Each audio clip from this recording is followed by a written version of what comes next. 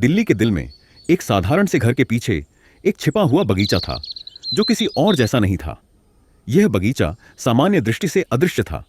यह केवल उन्हीं को दिखाई देता था जिनके इरादे शुद्ध थे और जिनमें आश्चर्य की भावना थी। एक दिन एक छोटी लड़की अन्या, जिसकी जिज्ञासा और दयालुता से भरा हुआ दिल था, इस छुपे हुए खजाने पर पहुंच गई। जैसे ही उसने बगीचे में कदम रखा, उसे महसूस हुआ कि फूल ब्रह्मांड के रहस्य फुसफुसाते हैं और पेड़ एक अनसुने गीत की धुन पर झूम रहे हैं। बगीचे के केंद्र में अन्य को एक अद्भुत बीज मिला।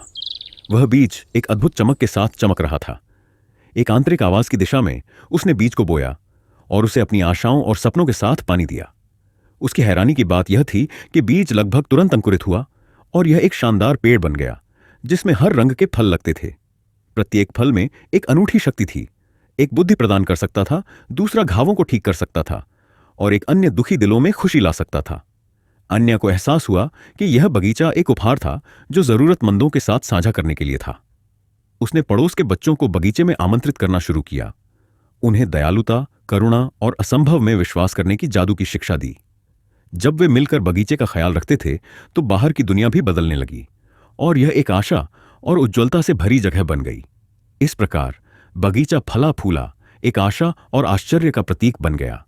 इसकी जादू ने सभी के दिलों को छू लिया जो इसे देखने आए और उन्हें याद दिलाया कि कभी-कभी सबसे असाधारण चीजें सबसे अप्रत्याशित जगहों में मिलती हैं।